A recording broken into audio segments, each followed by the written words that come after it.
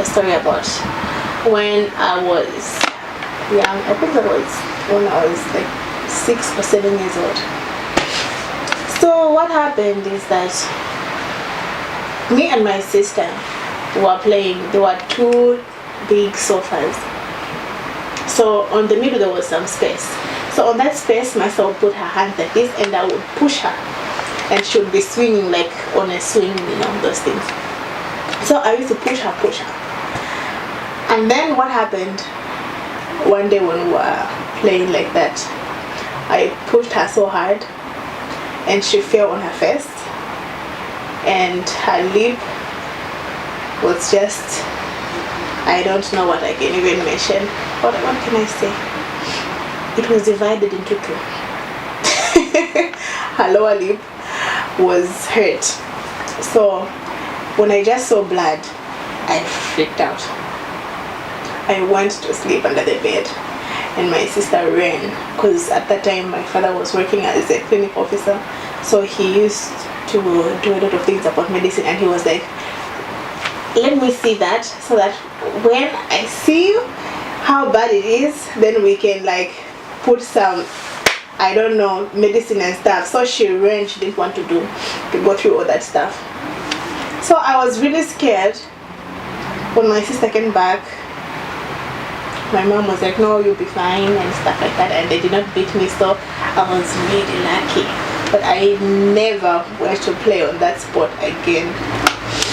Then I also want to share with you guys about responsibility.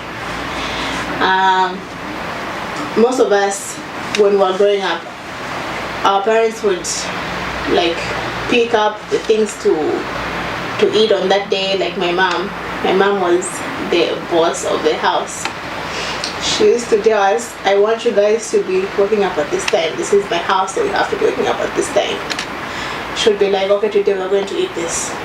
Be like, Mom, but I also want to eat something like this. I said, no, this is my house, we'll eat something like this. So we used to admire such responsibility. I was just talking about it, I think, yesterday. We used to admire such responsibility of having to pick up what you're going to eat, having to pick up what time people are going to wake up. I think that was admired by a lot of people. But when we grew up and we have to pick up our own food, my God, I realized that it's not easy. It's not easy to take care of yourself. It's not easy to take care of other people.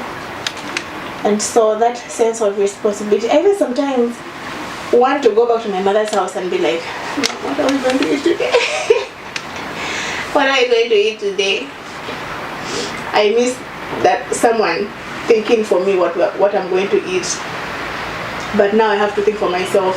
I have to plan, I have to budget, I have to know all those things. I have to be an economist, I have to be a financial minister.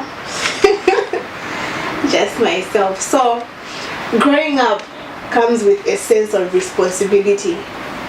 When I look back when I was young, people used to make decisions for me. But now I've grown old, so I have to make my own decisions. I have to be responsible for myself.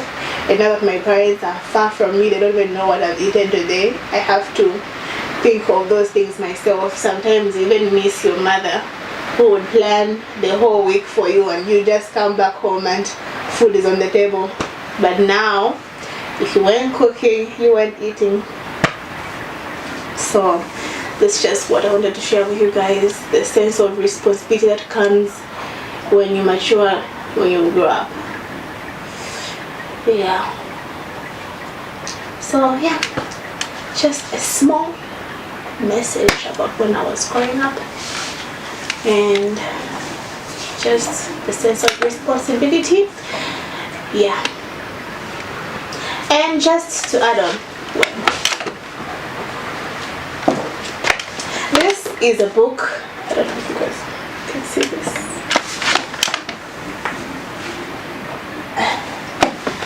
This is a book I've been reading, and it's called The 5 People You Meet in Heaven by Mitch Albom. He's also the author of Tuesdays with Morrie. I also have this book. So this book is really nice, and it's about a war veteran who was trapped in a meaningless life of, okay, you can read this on your own, but you can look for it. It's there on Taobao. It's there also on Amazon.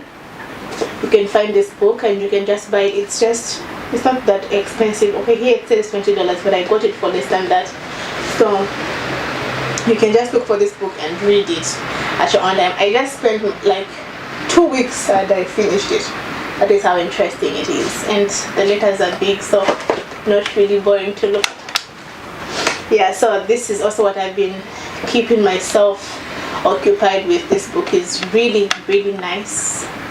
You can read it. It has taught me a lot. The 5 people you meet in heaven. So yeah, that's all I wanted to share with you guys. Goodbye.